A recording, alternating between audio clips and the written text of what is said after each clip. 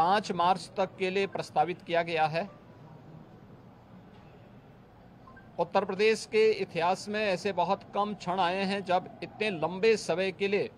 सदन आहूत किया गया हो, लेकिन सदन की कार्रवाई सुचारू रूप से संपन्न हो, यह केवल सत्ता पक्ष का ही दायित्व नहीं होता है, बल्कि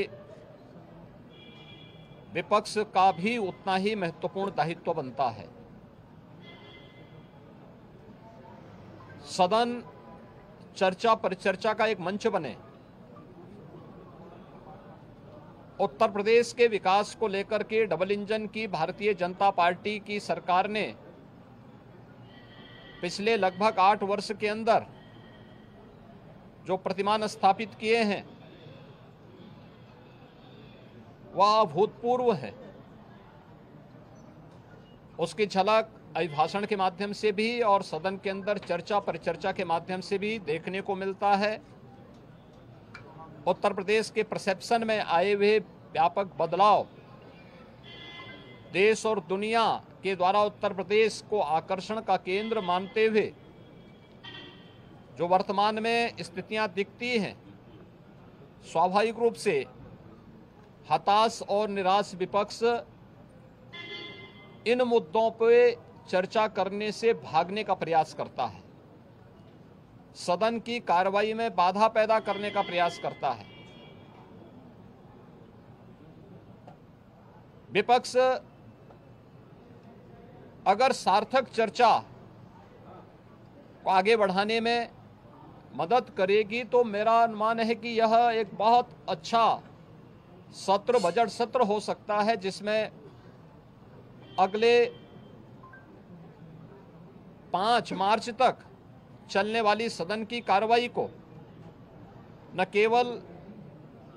महामहिम राज्यपाल जी के अभिभाषण पर चर्चा करने और सभी सदस्यों को अपनी बात को रखने का,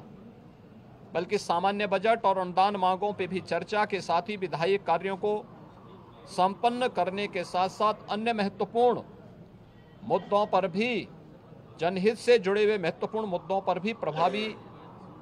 चर्चा का एक मंच सदन बन सकता है और माननीय सदस्यों को अपनी बात को प्रभावी ढंग से रखने का एक अवसर भी प्राप्त होगा।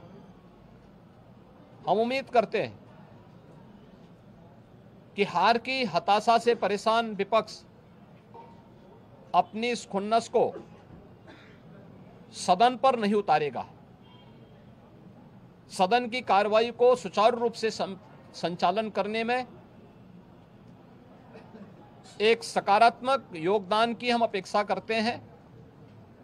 और मैं सरकार की तरफ से आश्वस्त करता हूं कि जिस भी मुद्दे पर, यद्यपि अभिभाषण और बजट अपने आप में समग्रता को लेकर के 2 महत्वपूर्ण मुद्दे होते हैं, जिनमें विपक्ष ही नहीं बल्कि सदन का हर सदस्य अपनी बात को प्रभावी ढंग से रख सकता है, लेकिन इसके इतर भी अगर किसी मुद्दे पर विपक्ष चर्चा करना चाहेगा,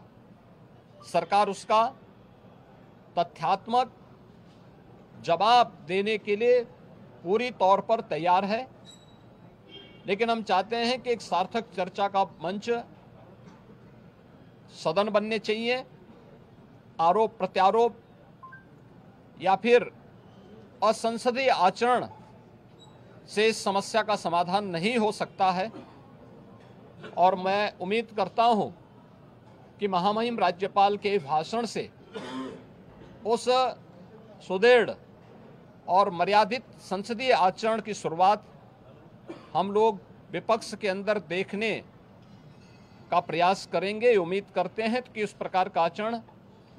सभी माननीय सदस्यगण और खासतौर पर विपक्षी सदस्यगण सदन में दिखाएंगे, जिससे लोकतांत्रिक मूल्यों के प्रति आम जन की आस्था को और सुदृढ़ करने में मदद मिलेगी। मैं एक बार फिर से बजट सत्र के शुभारंभ के अवसर पर आज उत्तर प्रदेश विधानमंडल के जो कार्रवाई प्रारंभ होने जा रही है कुछ ही देर में, इसमें भाग लेने के लिए आए हुए सभी माननीय सदस्यों का हृदय से स्वागत